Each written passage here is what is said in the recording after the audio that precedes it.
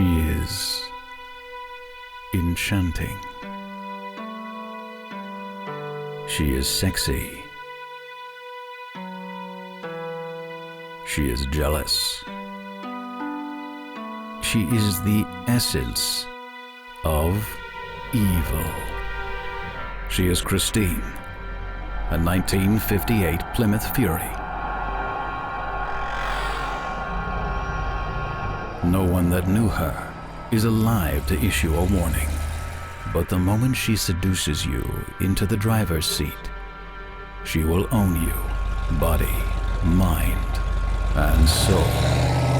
There's no place you can go where she will not find you. No speed you can run that she cannot match. And she will never be stopped because you cannot kill what cannot possibly be alive. Christine, departing soon from Graveyard Carz. She could be closer than you think. They're coming to get you, Barbara. Buried deep in the Pacific Northwest, one team in Springfield, Oregon, takes on the impossible, finding dead Mopar muscle and bringing it back from the grave. Award-winning Master of Mopar, Mark Worman, his cousin Doug, his daughter Alyssa, his best friend Royal, his painter Will, his assembly tech Justin, and the rest of the GYC ghouls are restoring, resurrecting, and recreating some of the fastest, fiercest, and rarest muscle cars on the planet. This is Graveyard Carz. Since Doug and his little team of ghouls are installing the rear axle assembly in our 1971 Roadrunner 446-barrel 4-speed car, I've still got the engine and transmission over here on the other side of the shop. I wanted to take a minute and show you at home, if you haven't been introduced to the pistol grip shifter, the Hurst competition box, and the linkage and how all that stuff works. I don't think we've ever dove into that before. So I wanted to take a minute and share that with everybody at home so you can see how it works and some of the intricate differences between the different models of car and what shifters they would have. If it had bucket seats in a 71 to 74 B body, they bolt the shifter on at this back mounting plate. That's because if you've sat in one of those cars, you realize how much further back the shifter is. Okay, if you go back actually a few seasons ago, we bought that 71 Super B up out of Boring, Oregon. That was a 383 4-speed car. It was a bench seat. When you have a bench seat, the shifter has to be further forward than it is with bucket seats. So this shifter mounting position, this would be utilized on a 71 to 74 B body with a bench seat. Kind of interesting. The other car that it would be bolted right here to is a 70 B body. Whether it was buckets or whether it was a bench, it would bolt on right there. Pistol grip shifter, they had several different ones. You had your 70 to 74 E body, which is this sweet little short one right here. You had the 71 to 74 B body bench seat style that we talked about where the shifter would mount up here. That shifter bows back a little bit to get to the driver, but because it's a bench seat, you couldn't put the shifter in the middle. Then you have your famous, world famous, 1970 B body shifter with and without console. That's the one that came all the way up, seemed to be 10 feet long. In reality, it's not if you look at one, but when you're in a car, it feels like it is. But in this particular case, it's a 71 B body with bucket seats, so it gets this shifter mounting position, these rods, these levers, which are exactly the same as the 70 to 74 CUDA, regardless of what engine it is, as long as it had a 4-speed. How the system works is you look at your lever up here at the top, you see reverse, 1, 2, 3, 4. It's a shift pattern. It's very natural. You still see it on today's cars. The amount of slack and slop that you see right here is because we're able to go into neutral. When that's in the neutral position, those front rods are in the neutral position. That's when your engine's idling, this thing's shaking like that, and the engine idling all tough. Forward and backwards in the middle of the neutral gate, which I would suggest is right there. If you go forward, it's going to give you first gear, and if you come backwards, it's going to give you second. We're going to go to what I believe is first gear, and what you'll see happen is this rod here is going to pull back. This is your 1-2 shift rod, this is your 3-4. So both 1 and 2 work off of this rod. So when you see me click into first gear, this rod comes back, it's now engaged in first gear, or low hole we used to call it. Second gear, we're gonna come straight back. There's the motion. Go up, click over to the right and up. Third, back is fourth. So working through the gears like you would if you were driving the car. First gear, a little bit of tension to the left while you pull second gear. This rod goes forward, second gear internally is now engaged. You come back up, let off of that pressure and go straight ahead. That's your third gear. When you go into fourth gear, that is your 1-to-1, your high gear, your tallest gear you've got. Back into neutral. Watch what happens when I go all the way over to the left. See that slap on there? You have to give that a little slap and then up. It engages the reverse rod. That pulls this lever back and it puts it into the reverse. That's when your dash light that says reverse pops on and your backup lights back in your bumper or the rear body panel or wherever they're at would pop on. So there you go, the 1, 2, 3, 4s, if you will, of shifting a 4-speed transmission. Now when the Trey was doing it back in the day, I went through the gears fast, so fast that people didn't even know what I was doing. They couldn't even see it, right? So if you were actually looking at this pattern right here and you see Mark, that's how fast it was. You saw a little flash. Down. And then you'd hear my voice just taper off into the distance. That's because I rode through all 4 right there.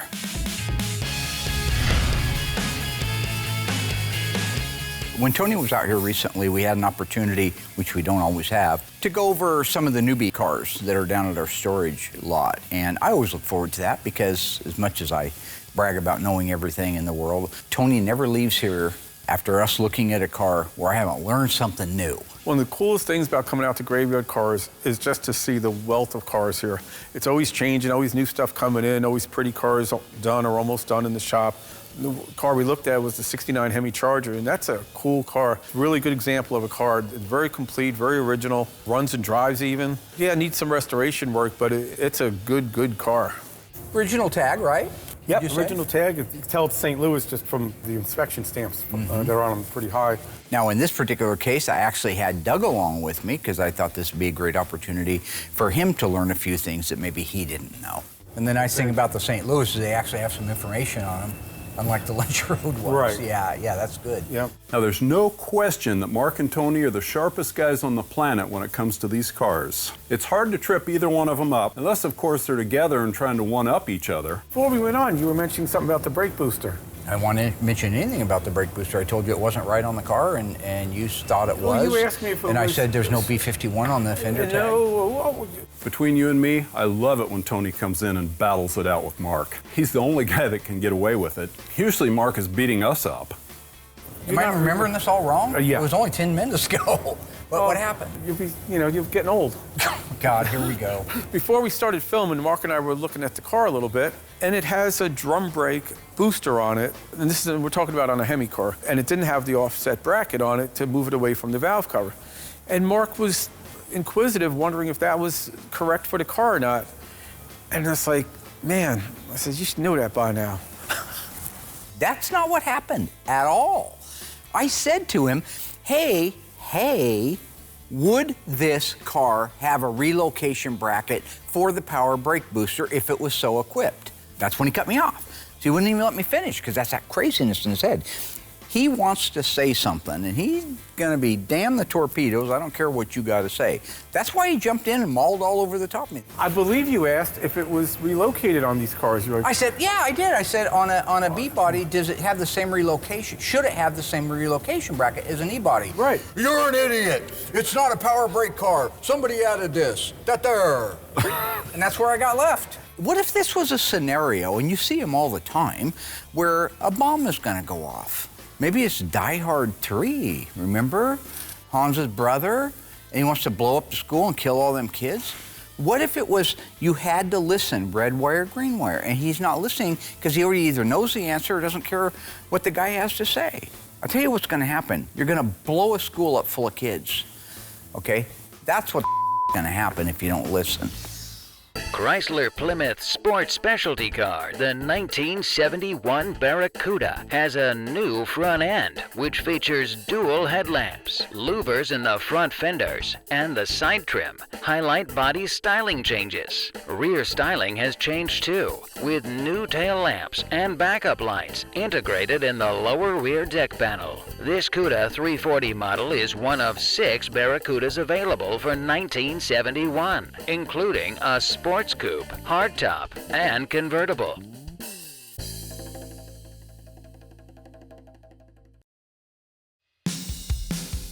What else do you see interesting on the fender tag? Anything good? Man, no, it's pretty straightforward. I think it's kind of unique that it's a B3. Yeah, that's different. You know, different. a lot It's nice of them are color. B5. You know, it's nice color. What color interior is it supposed to have? Whatever the And it color. shows B7 as probably the upper door frame Upper code. door frame. So that would be the upper door pads There from you the go. Charger. Now this Charger is really going to be a striking car because it's a B3. That's the lighter blue over a B7 blue interior, much darker. The B3 is a pretty color, especially with the white top and the white RT stripe on the back. Are those the correct carburetors? This is right up your alley. It should be I actually don't know them. 4619 and 4620, and I haven't looked at them. Like I said, Tony's the only one that can take on Mark when it comes to knowledge about these cars. Just rattle off the carburetor numbers without looking at a book. It's amazing. Does Mark have to look in the book before he goes on set?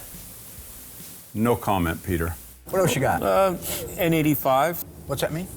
TAC. 7,000 RPM? I don't even know where it ends. You know? I don't know. Well, no, but I mean, you know how many RPMs it goes up to the max, right? No, I don't know what Oh, it yeah, is. it's 8. It's 8,000 it's 8, on that. okay. Yeah, it's pretty standard. Oh, snap! The Mighty Tone doesn't know if it's a 7 or 8 grand TAC. Come on, man. That's Mopar's 101. Might get back in the book again there, Philly. Have a Coke, a smile, and a sandwich, and shut the up. Somebody made an electric choke. I see that from here, but it does have the dash pod on it. See that? Only 4-speed cars had that. Yeah. So does that share with any other carburetors, the dash pod? The dash pod is the same, but the bracket's specific to Hemi. Okay. And But that's the it's same one also- you see on a 3-4-speed Yep. car. Gotcha. And you know what this also should have? I can't see it from here, but I'm going to guess. I think I see the vacuum line for it. That green emissions distributor valve thing. Yeah. This is really crazy. So I've been studying some of the older Master Tech videos that are online from back in the 40s, the 50s, 60s, 70s from Chrysler. I just watched a video on that. It's part of a cleaner emission system or something they called it. It's really a neat little part. Also with a cleaner air system. The distributor vacuum advance control valve isn't used on automatic transmission cars, except for the 426 Hemi models. Because manual transmission cars have different operating characteristics, they need vacuum control valves to keep exhaust emission within legal limits.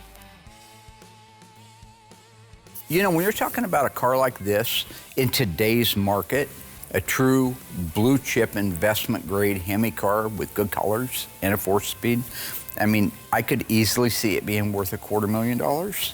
As crazy as that sounds. Most people at home would say we're lying, but watch crazy. Jackson, watch me come, they're just nuts. If you were looking at the side of the car, obviously it has the rally wheels didn't come out till the next year, but is there anything looking at the side of the car without looking at the interior that would lead you to believe when it was built in the model year? Let's see. Watch the psychopathy here. I've been watching that series on Investigation Discovery about this. Look at him. That's that sociopath stuff, man. That's sick. You mean besides like where the Hemi badge is on the door and stuff like that? Looking at the car from our vantage point right now, not including the interior. And already with knowing the it's a seats without the 69 headrest. for hell's sake. Right. Sure. Is there anything indicating to you if it's an early or late build car? Okay. Well, we don't. Outside of we the car, do- outside of the car. It's only an hour-long show, so look, I'll just tell you. It has the black button on the door handle. Could also have been replaced. On both sides. And why would they? These are classic gestures. See the hand going on me? Like, oh, it's okay, Mark, you made a mistake. Like you would an old person that crapped their pants or something, right? It's okay, we all crap our pants, all right? In this particular case, I didn't just poop myself, okay? I didn't say or do anything wrong. That is psychopathy. That is psycho. A little while ago, I called him on something, And he says, oh yeah, I could see the factory making that mistake. Anytime I say the factory made a mistake or somebody's changed it, he just goes to some kind of crazy East Coast logic.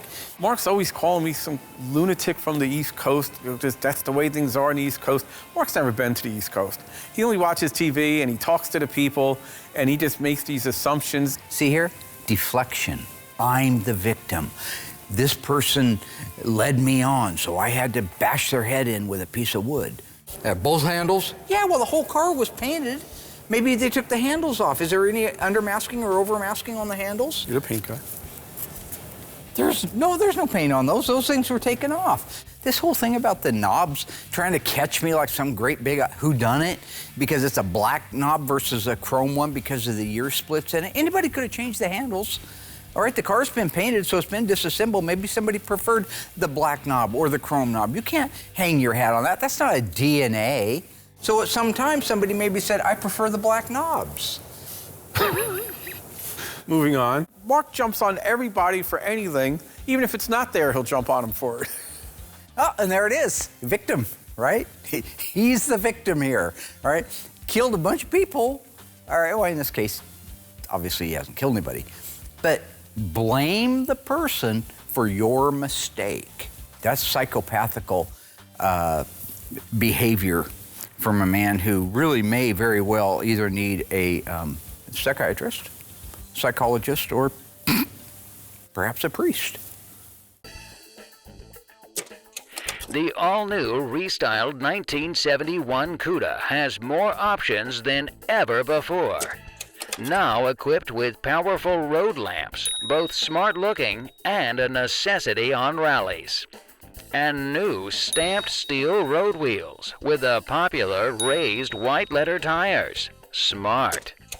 The slapstick T-handle with torque flight floor mounted in the console delivers. You can slam through gears thanks to a built-in shift gate, or let the transmission shift automatically. The best of both worlds. It's real similar to the 70 butt, right? Real similar. Yeah, but same taillight design and body. The metal's the same. For sure, it's the Right, same the metal panel. panel's the same. Now this I know about. So the 69 and 70 Charger at a glance are identical. It wasn't until you stop and focus till you see the difference. In 1969, the taillight has a chrome bezel around the outer edge. In 1970, they lost the chrome bezel and went to a finished rear panel to dress up the back. You know, overall, it's a very original car. It has a few things done. You know, the steering wheel, back in the day stuff. Pointed out it didn't have, it has headers on it, but the manifolds are with the car. The guy has, the owner has the right air cleaner. Kept all the good stuff. Yeah. Not collective, it kept it. And he's owned this a long time, you said, right? This guy has owned the car for a long, long time. Now, I forget if he said he bought it new. I don't think that he did. But he has owned it for decades and decades. So anything he did take off the car, he kept the original stuff. He made it the way he wanted it second day, but he kept the original stuff. You know, when looking in the car, you know, the seats are worn, it has speakers cut into the door panels, but some of the stuff is really nice. The upper dash pad's in good shape. The lower dash pads, which are impossible to find, are really good. But overall, the car is a really good stand-up car, has so many pluses going for it. I mean, it's a Hemi car, matching numbers, 69 Charger, 4-speed. I mean, it doesn't get too much better than that. In 1970, Plymouth built 1,788 340 Cudas. Very few of those featured a rubber front bumper, luggage rack, power windows, and a hockey stick stripe. This is one of those cars. It also happens to be the topic of this week's autopsy report.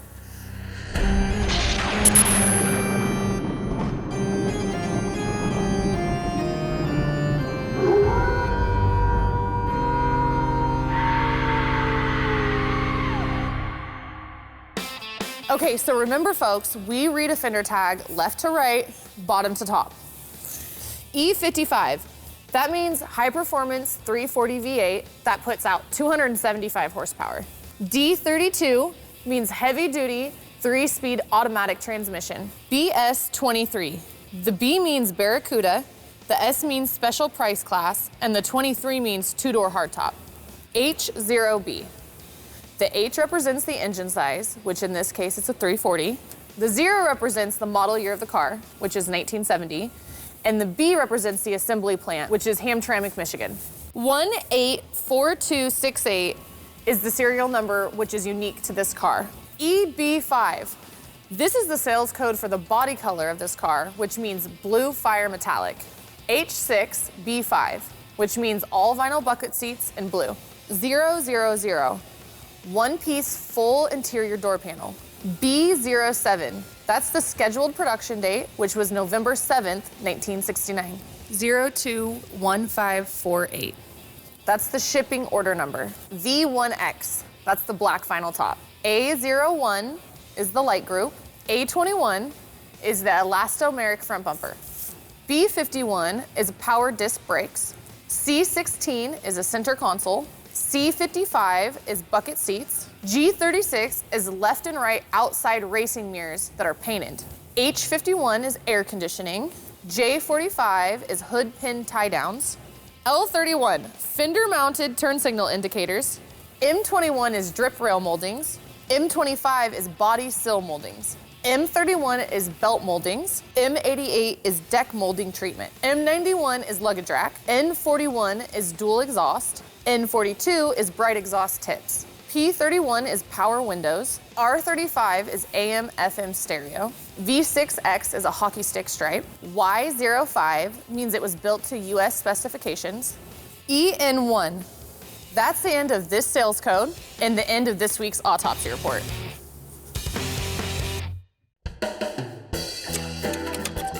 How much did you remember? Here's a multiple choice trivia. What is the name of the T-handle attached to the TorqueFlite automatic transmission in the 1971 Cuda? Is it speed shifter, speed gate, or slapstick? Think you know the answer? Find out if you're correct right after the break.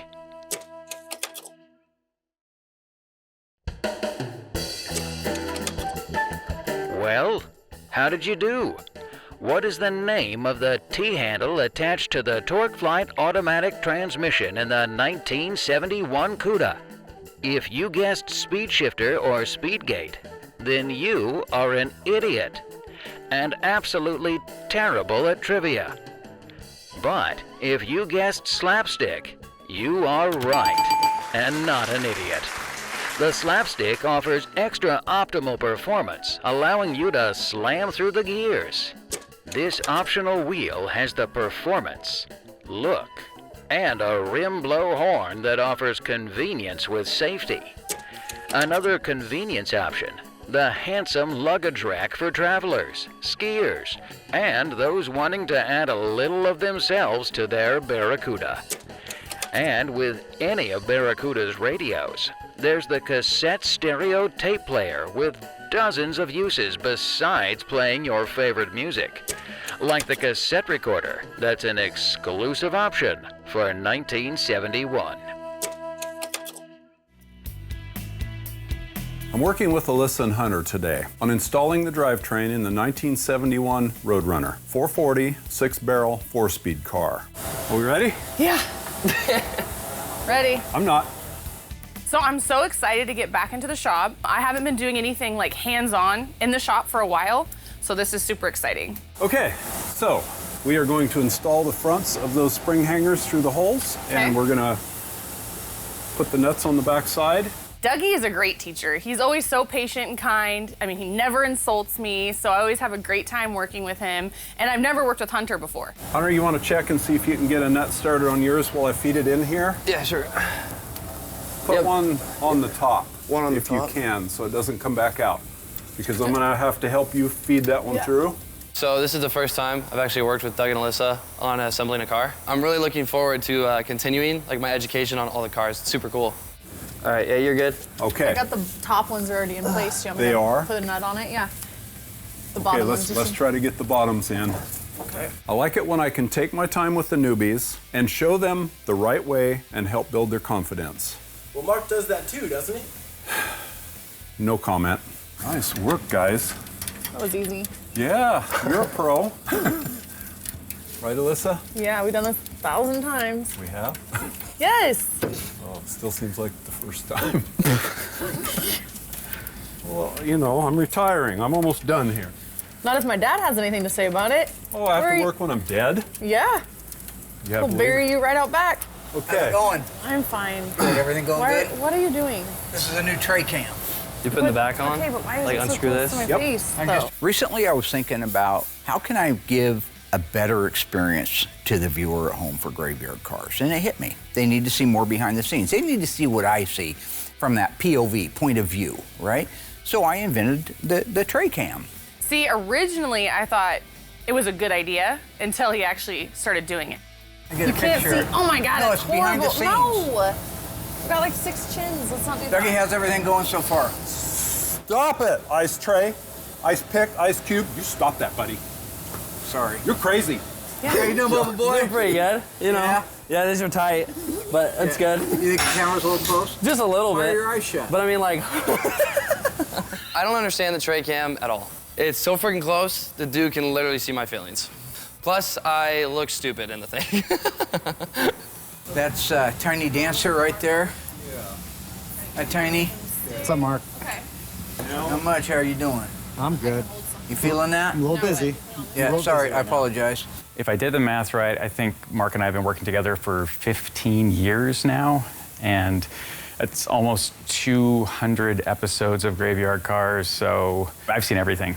You know, the dancing, the name calling, the weird labels, just the things that he thinks are really strange, innovative ideas that aren't. And I gotta say, I didn't see this coming. There's Crazy Pete. I don't need to tell you anything. Hey, buddy. There's Crazy Pete. Hold this. It's not that the tray cam's a bad idea necessarily, it's just the way that he's doing it. I mean, he says it's for an interview or something, but he's putting this camera like uncomfortably close to people's faces. It's not flattering at all. When we first started, he would get mad if we did an interview with him and like fish-eyed his face with too wide of a lens. Like, he would get angry at us. Like, why are you shooting me with that? Like, go shoot me with a longer, you know. He wanted himself to look nice and compressed. And then now he's taking this thing and he's just the most unflattering shot in the world. You guys used to do? Alyssa, What? my question is, how is this going so far on the build? It'd be great. It'd be great if you weren't doing this. You don't like the tray cam? No, Dad. Why? Is it too close? It's insane. He's not actually interviewing them, he's torturing them. Look, I'll tell you right now, something's gonna happen to that tray cam. It's gonna get lost, broken. I'm just saying, something on accident is gonna happen. This is why it takes 6 years to restore a car at Graveyard Carz. Doug, is that true? You could be helping That's us. You could be helping us. He is helping. Doug, whose side are you on? My side. Oh my gosh. Okay, are we ready? Okay. So the front's in place. Correct. Now we have to lower the car down. Okay. This should be interesting. A name's not enough. Let's stack the dung stain up against the new 1971 Barracuda and see what Ford has done. The 71 Cuda offers a grille color keyed to any of 9 body paints. All Barracuda models have optional elastomeric bumpers to match any of 6 paints up front and any of 4 in the rear. Dungstain's best is a plain hamburger black grille and rubber front bumper that you will need when the tiny brakes fail. All 71 Barracuda models have torsion bar front springs and rugged 5-leaf rear springs. Heavy-duty and extra heavy-duty suspensions are standard with Cuda and Hemi Cuda models.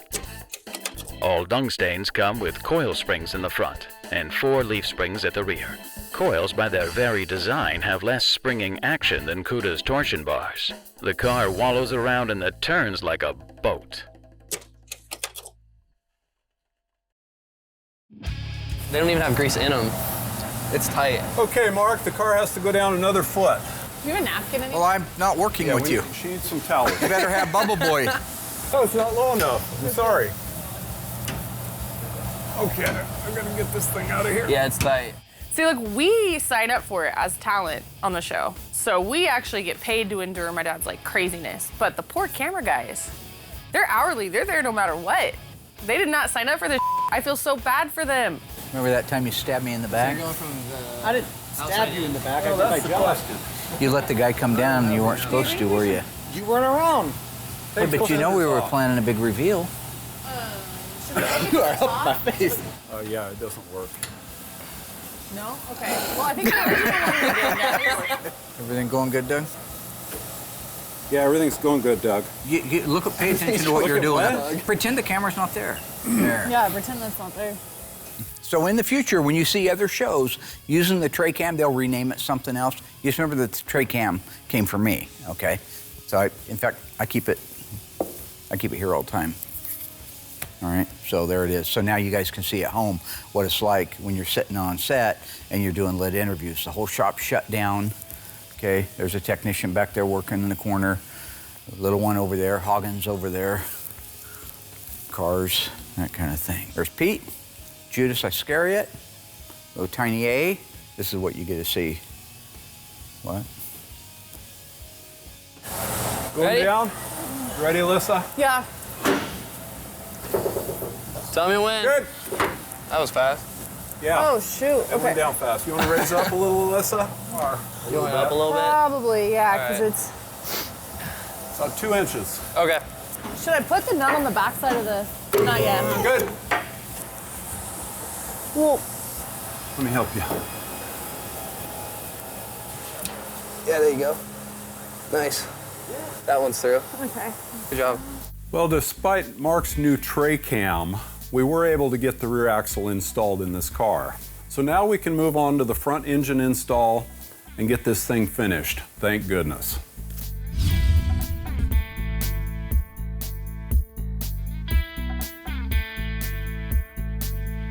The thing to really be mindful of if you're doing one of these cars is, can I do it any better than the manufacturer did it? And that's just why I wanted to show you this, how we do it when we're replacing panels.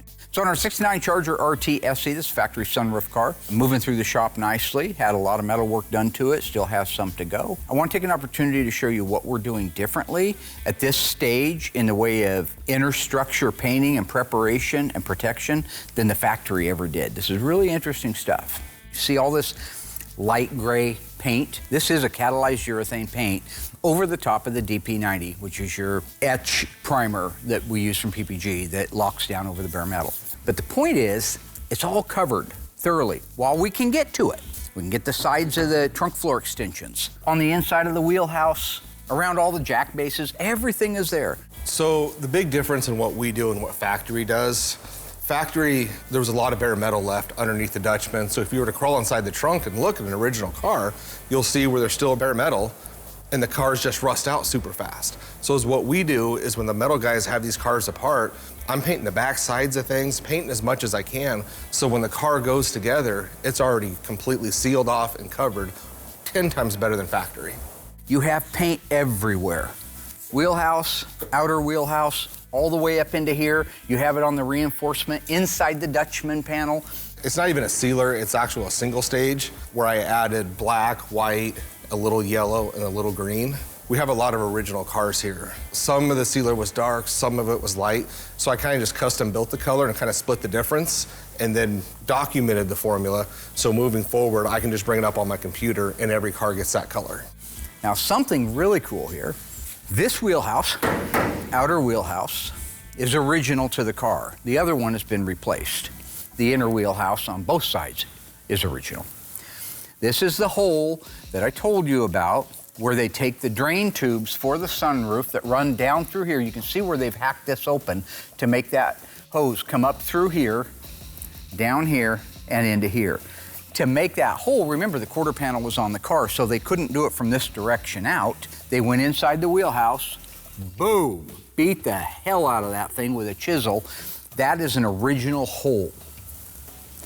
Let me show you the detail we go to. This wheelhouse has been replaced. It's a brand new AMD outer wheelhouse. See that hole? Tell me that hole isn't a factory hole. My man Josh did that. He took the big old chisel, punched up through that thing. See my little finger? Can you see it? And duplicated the same butchery that was done at American Sunroof Company when they did that. You can see the evidence, though, from the factory. Look at this. That's where they cold chiseled this, rolled it up out of the way so they could get between the skin and the roof the drain tube to come down here and out through there. Somebody looks at this car 10 years from now, and they say, oh, it's had a wheelhouse put on it. Look at that hole, it's too nice. No, that hole ain't too nice. That hole matches that hole. That's the detail.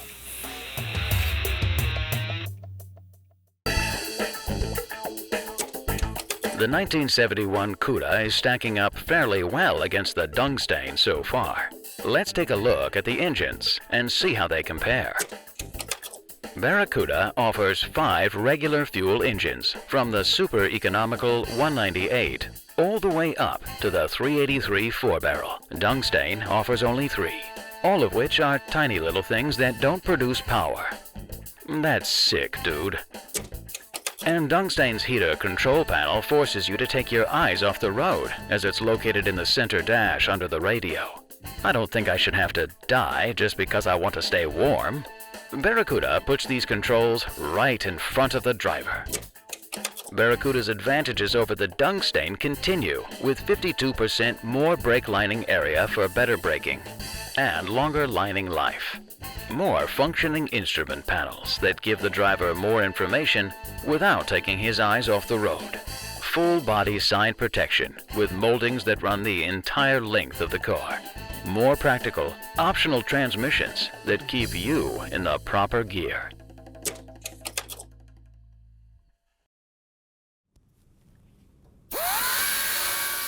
So once I had all the paintwork done, I was able to cut Josh loose on dissecting the donor roof and the sunroof module off the original roof. Hey, Will, you think I could get your help lifting this off? Of course you can, friend. Right on.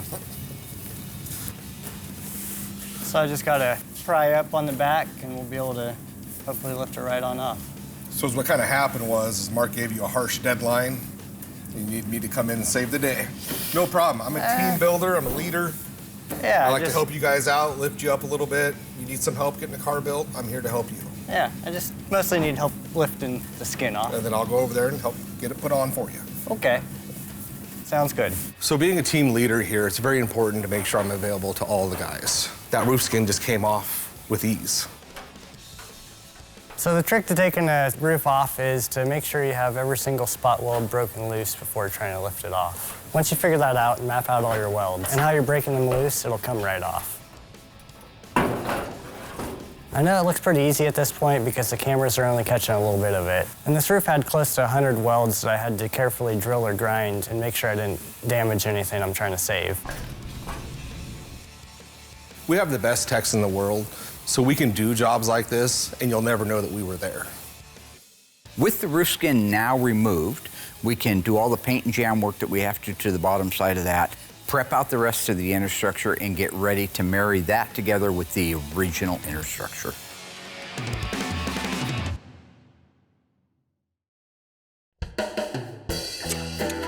Let's see how much you've learned. True or false? The largest engine you could get in the standard 1971 Barracuda is a 383. Do you think you know the answer? Stay tuned after a word from our sponsors to see if you're correct.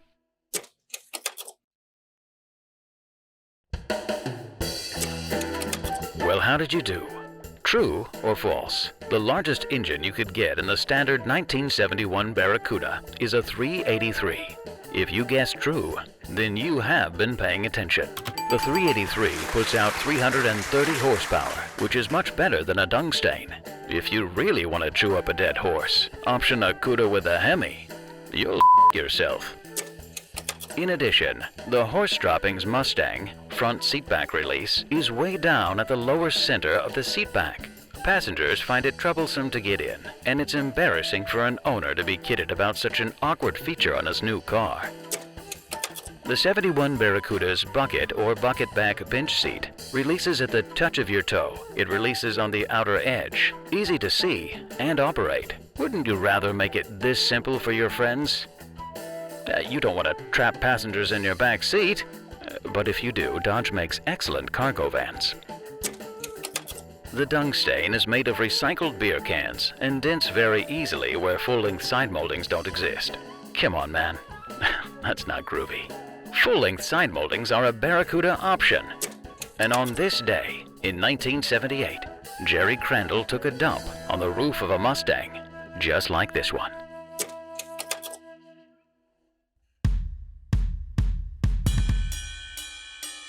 Okay, here we go. Moving quick. What? Yeah. Yeah.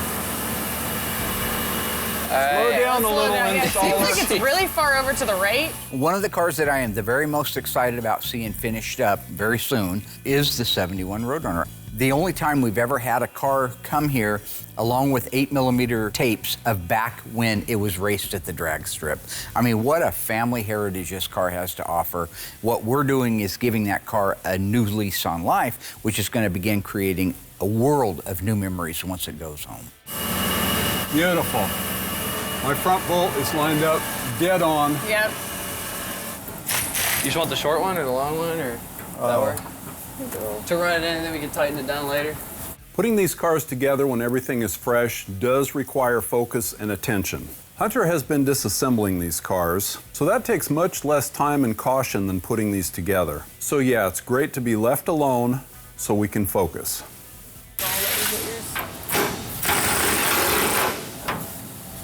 How's everything going? That's great. Getting the front end in?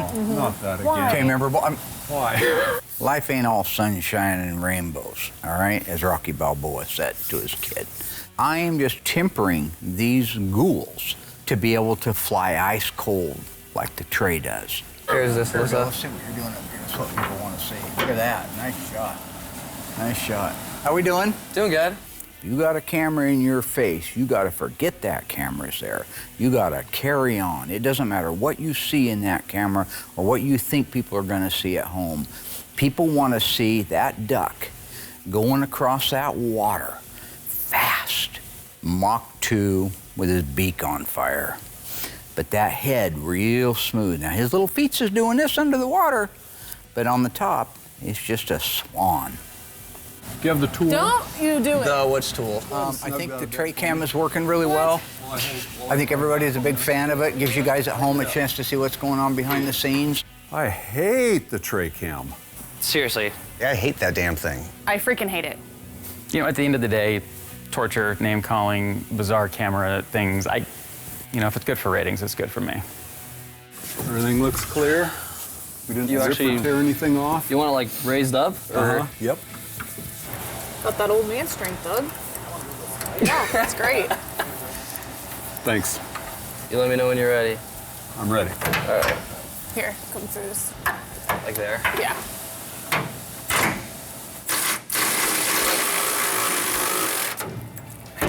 All right. We did it. So at the end of the day, I am very proud of Alyssa and Hunter. They did a great job installing the drivetrain in the Roadrunner. For the record, they had it much worse than I did with the tray cam. Once Mark discovered that it made everyone uncomfortable, he doubled down. Nobody was above his insanity. Look at Kenny G. Look, Kenny. Where are you going? Well, I got something in my face. I got something in my face. What do you do? Play something for me. I don't got nothing. I'll stop. Genius.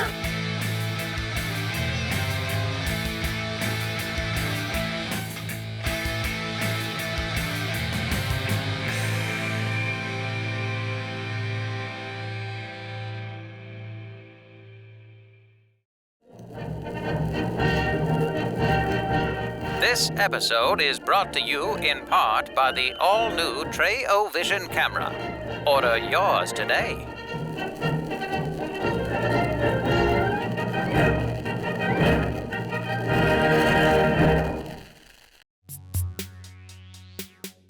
All right, enough of this. We're done with this. Is this a stupid little camera? Is this how you turn this thing on? Is that on? Is this what you want, Dad? Is this it? This is what you want, okay? Get all of it right now, because you're done with this after today. Okay?